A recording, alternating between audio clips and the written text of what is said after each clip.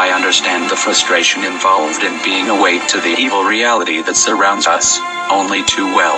Frustration from knowing the truth, having seen all the evidence, the sadness, the disappointment, the anger and the feeling of being too insignificant to be able to do anything about it.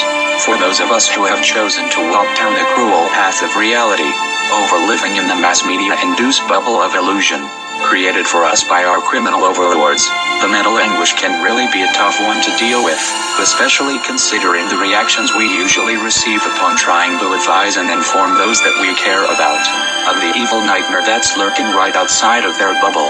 It's like they don't want to know. Right. Well, what I've come to realize is that the awakening is something that must be self-induced.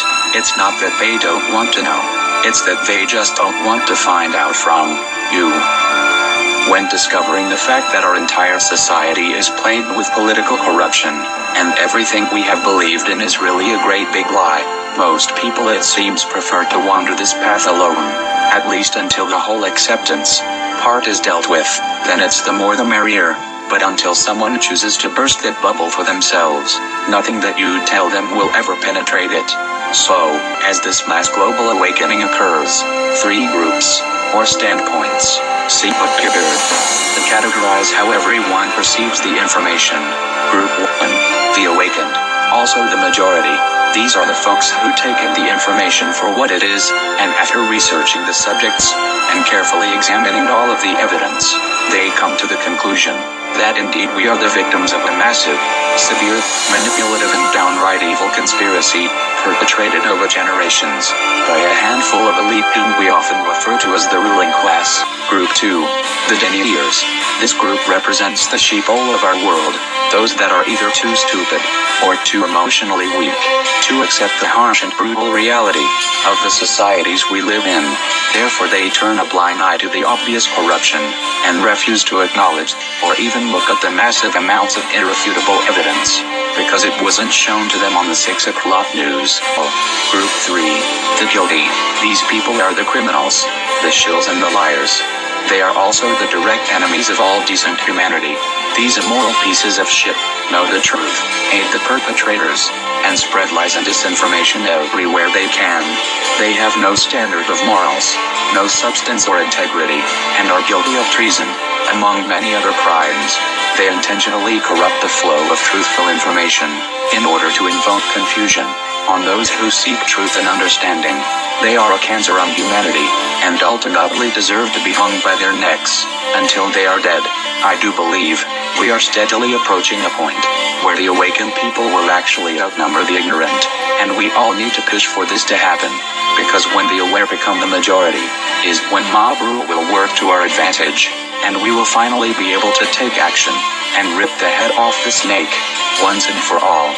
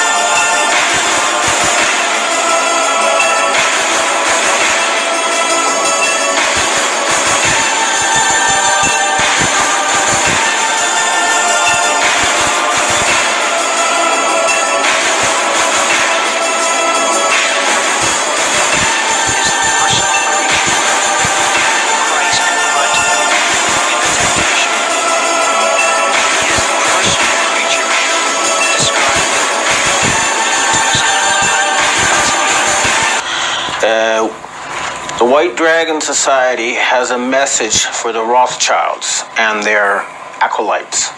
Surrender or die. Okay? That's it. We know you're in Zug, Switzerland. The only reason we're not hitting your compound with the missiles because of all the precious artworks that are there. But our patience is running thin. Your stunt with Mr. Eisenberg through the French branch of the Rothschild family to try to blackmail Donald Trump is not working. And any other attempts on your part will be stopped. Okay? You're not going to have a world government of Satan worshippers ruling modern-day Babylon controlled by your family. It's not going to happen. We're only keeping you alive because you have valuable information. It's not going to happen, okay? It's over. That's it.